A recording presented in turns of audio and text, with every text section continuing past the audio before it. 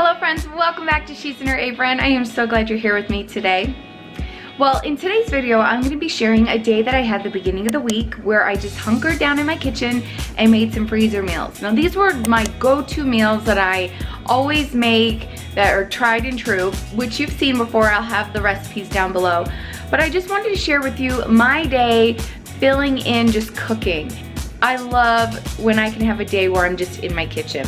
This is my happy place. I love cooking and I love making food for the family. So come along with me on my day earlier this week in my kitchen cooking.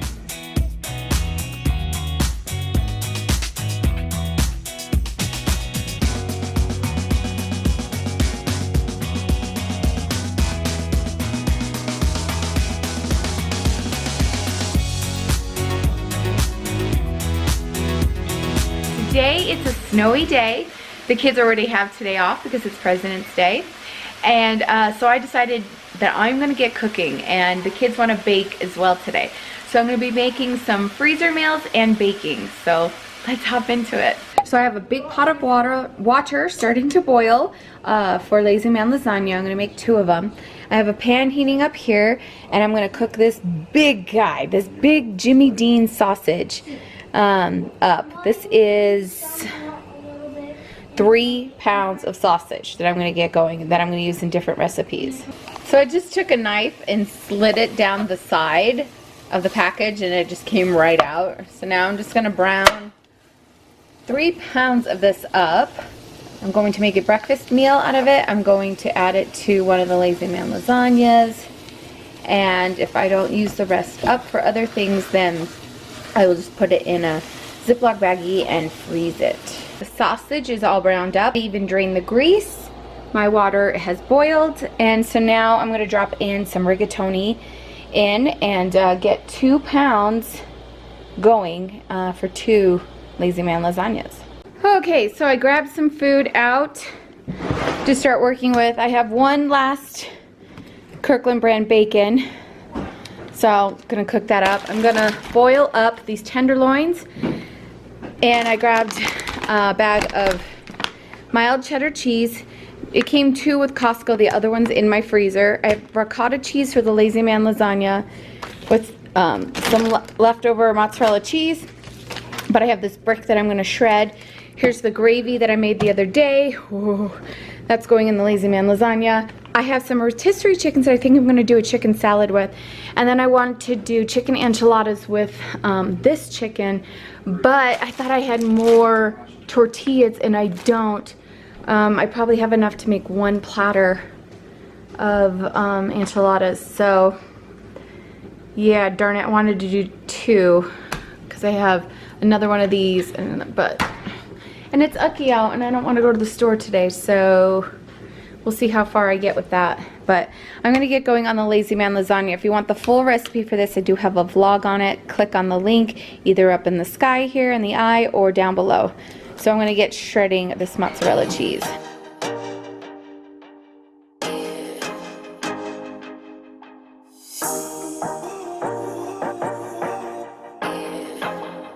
Sometimes it's just cheaper to shred your own cheese than buying shredded. And I get a good deal on this block of mozzarella, so in my pot, I added the mozzarella cheese, 2 containers of the ricotta cheese, and some Italian seasoning. And that's 15 ounces each of the ricotta cheese. So I'm gonna stir this together. You can add an egg to bind it. I don't, my mom does. I like a really loose cheese in mine. Nice and runny cheese, yum. And then once this is all mixed up, I'll add the sausage and the gravy, which is Italian sauce, but my family calls it gravy because we cook it with meat. And then I'll put it into the platters. Okay, I have 2 aluminum pans washed out, ready to go. And I added 2 cups of the sausage in with the gravy and everything. So now I'm going to divide them up into each pan.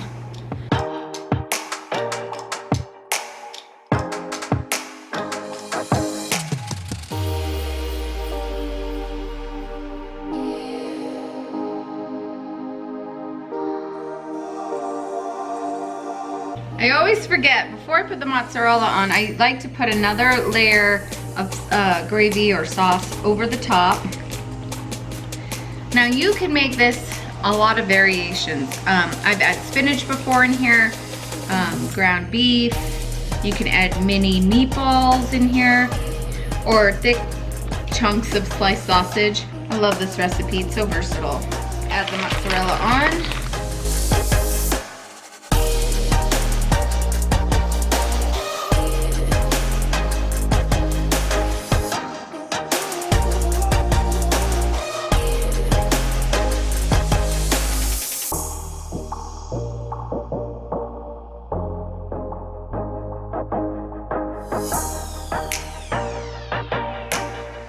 And I'm gonna hit the top with a little bit of the Italian seasoning.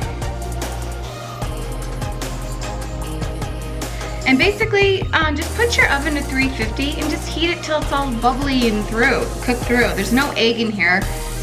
You know, there's nothing that will get you sick, so just heat it all the way through.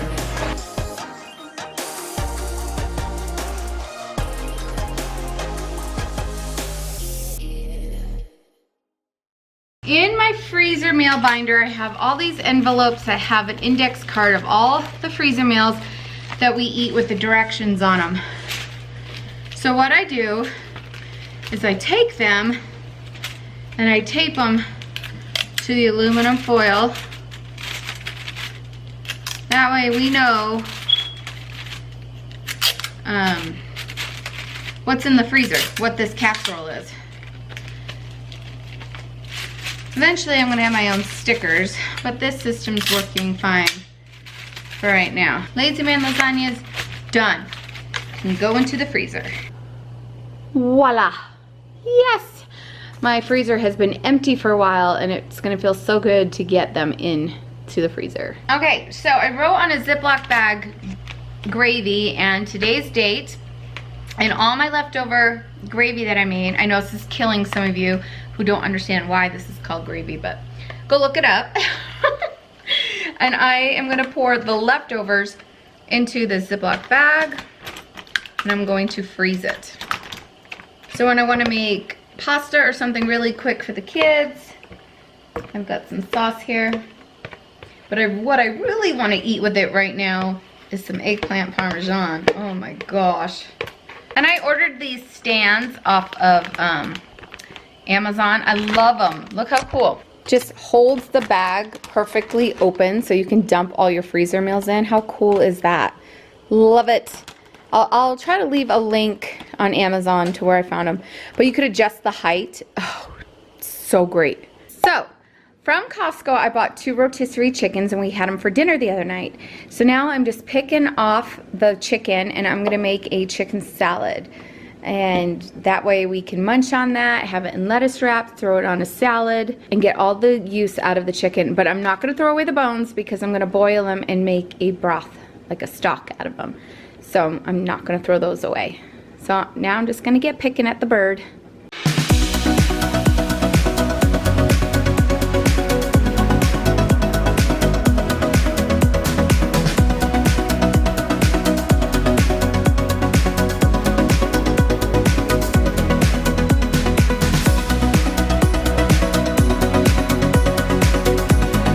Okay, here is the chicken salad. I put onions and celery, some poultry seasoning, some pepper, and some mayo. And that is set to go to have with salads and wraps and sandwiches. It's delicious. I usually put sliced grapes, but I'm trying to keep it keto. But you could add like craisins to this. You can add nuts. I love chicken salad. Okay, I just cut up a carrot. I have 2 in the pot. And I have some celery here. And some celery right here. And an onion. And I am getting this into a pot with my chicken bones so I can make the stock. And I could use that in a recipe later this week or whatever. I could even freeze it and thaw it out when I need it.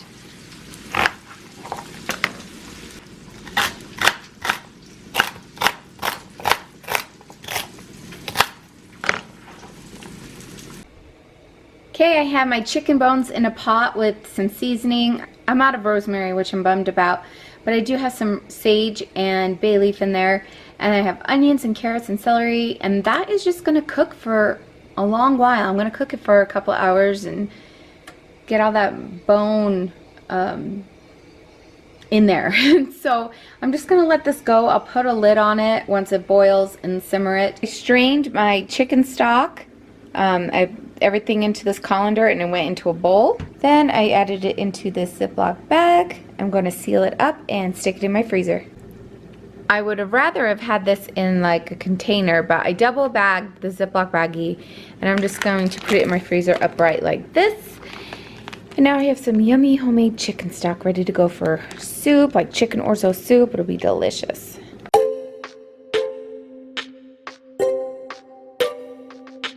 Okay, to make the egg muffin cups, I have eggs, feta cheese, and mild cheddar. We could do two different, some milk, and here is the sausage that I cooked up and crumbled, some bacon, some spinach, green pepper, yellow onion, and portobello mushroom.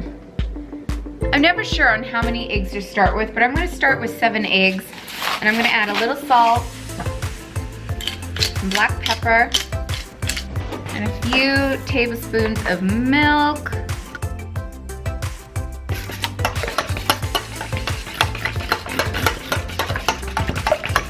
So on my cookie sheet, I have a silicone muffin tin, and I sprayed it with some cooking spray.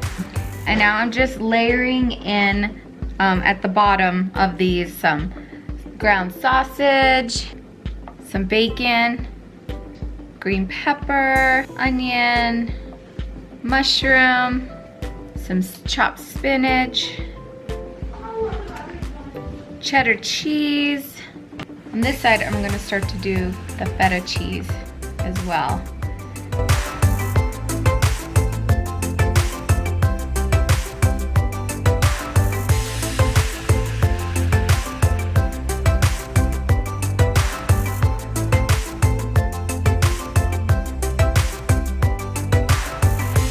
Okay, and then I'm just going to pour in my mixture. I'm not sure how much to put in.